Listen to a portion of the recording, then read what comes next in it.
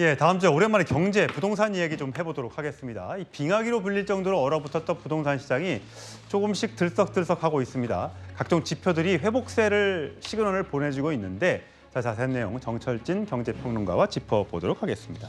자, 오랜만에 뵙겠습니다. 네, 오랜만입니다. 예. 안녕하세요. 네. 자, 아파트 매매값이 서울은 굉장히 많이 지금 계속 오르고 있던데 왜 그렇습니까? 그렇습니다. 우리나라의 부동산 집값에 일종의 트렌드가 있는데요. 오를 때 보면 좀 시간차가 있어요. 서울 강남이 오르고 강북이 오르고 서울 전체가 오르고 수도권이 오르고 이제 지방이 오르게 되는데요. 네. 올 4월을 기점으로 이미 강남은 오르기 시작을 했습니다. 주간 상승률 기준입니다. 그다음에 5월 서울이 오르기 시작했고요. 6월부터 수도권도 올랐고 드디어 8월 첫째 주 기준으로 지방마저도 하락을 멈추고 주간 상승률 기준으로 이제 상승으로 돌아섰다. 이렇게 볼 수가 있겠습니다. 잠깐 오른 겁니까? 아니면 계속 올라갈 걸로 예상이 됩니까? 아직까지 추세를 논하기엔 좀 힘든 부분이 우리 주식도 그렇고 부동산도 그렇고 가격이 좀 의미가 있으려면 거래가 실려야 되잖아요. 예. 분명히 추세적으로는 뭐 오르곤 있다고는 하지만 아직 만족할 만한 거래량은 나오고 있지 않거든요. 아, 한두 채 거래되고 그게 비싼 값에 팔렸으니까 호가가 올라서 그게 올라가는 것처럼 보이는. 그럴 수도 있다. 그게 네. 가능하기 때문에 조금 더 거래가 실리는지를 일단 파악을 해야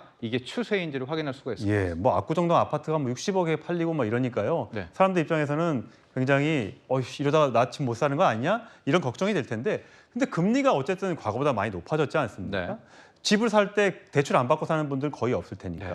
근데 이렇게 고금리에도 집을 사려는 이유가 왜 그럴까요? 실은 금리를 말씀하셨는데 그 금리에서 또 한 번의 힌트를 찾을 수가 있을 것 같습니다. 최근에 저 집값의 형성이 언제 됐느냐? 올 2분기에 됐었거든요.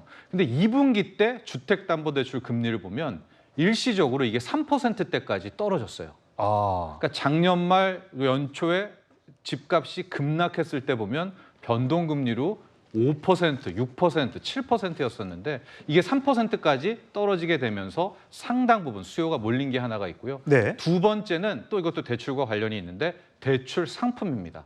당국은 두 가지 대출 상품이 이렇게 집값의 거래를 올리게 했다라고 이야기를 하는데 첫 번째가 요즘 말도 많죠. 50년 만기 주택담보대출 상품. 예. 여기에 수요가 또 몰렸고 예. 두 번째는 역시 특례 보금자리론이었습니다. 그렇군요. 이런저런 제약 조건이 많이 없었고요. 그래서 아마도 이런 대출들이 많이 몰리면서 2분기 때 집값을 끌어올린 것이 아닌가 이런 분석이 가능합니다. 자, 집값을 특히 요즘에 젊은 사람들이 영끌을 통해서 영혼까지 끌어모아서 또 집을 사려는 움직임이 있으니까 한국은행 총재가 이렇게 얘기했습니다. 지금은 젊은 제너레이션은 인플레이션을 경험하지 못했기 때문에 다시 또 그런 낮은 금리로 갈 거라는 예상에서 집을 사셨다면 상당히 조심하셔야 된다는 한동안 지난 10년처럼 거의 0%, 1, 2% 수준으로 낮아질 가능성이 그렇게 크지 않기 때문에 본인이 감당할 수 있는지 이런 것들을 다 고려하셔서 부동산에 투자를 하셔야 된다고 생각합니다. 이창용 총재의 말은 무리해서 집 사지 말라는 겁니다. 네. 현재 한국은행의 기준금리가 3.5%인데 저 말은 1, 2%대로 떨어질 가능성은 없다는 거지만 그렇습니다. 반대로 이거 7%, 8%까지 갈 테니까 절대 집 사면 후회할걸요? 이렇게 또 읽히지도 않아요. 네.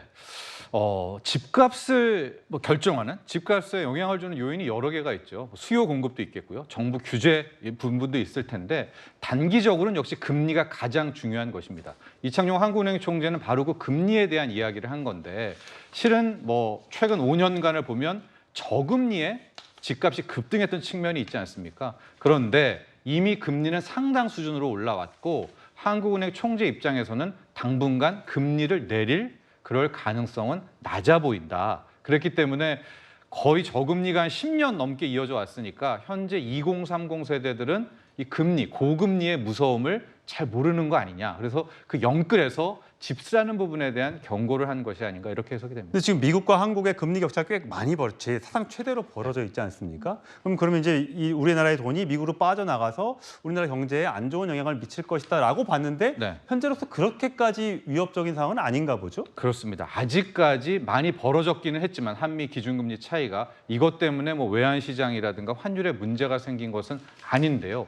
바로 이 부분에서 우리가 부동산 이야기를 하고 있지만 자꾸 금리 얘기를 하는데 이게 또 하나의 자산시장에 영향을 줄 수 있습니다. 이게 뭐냐면 지금 미국의 기준금리는 5.5죠. 네. 우리는 3.5, 2%포인트가 미국이 더 높은데 이게 처음 겪어보는 일이에요. 근데 여기까지는 한국은행도 버틸 수가 있을 텐데 만에 하나 미국이 9월에 한 번 더 올린다면 이제는 한국은행도 못 버티죠. 네. 그럼 같이 기준금리를 올리게 된다면 우리가 이야기하는 이 시장금리, 채권금리, 뭐 이거 대출금리라고 생각하셔도 됩니다. 같이 오를 수밖에 없는 이런 구조다라는 건데 여기서 한 번 더 심화학습을 가게 되면 이게 정반대의 상황도 나올 수가 있어요. 이게 뭐냐면 지금 미국도 그렇고 우리도 그렇고 금리 올릴 거야, 내리는 거는 없어라고 하겠지만 네. 만에 하나 금리를 내리지는 않더라도 이 고금리에서 계속 동결을 하는 거예요. 아, 동결을 기준금리를 하게 될 경우 채권금리, 시장금리는 먼저 떨어질 수도 있거든요. 네, 네. 그러니까 지금 부동산 시장은 바로 이 부분에 좀 희망을 걸고 있지 않나라고 볼 수 있습니다. 예, 과연 이 부동산 정책 굉장히 어려운 겁니다. 내년 총선을 앞두고 어떤 정책이 나올지 한번 지켜보도록 하시죠.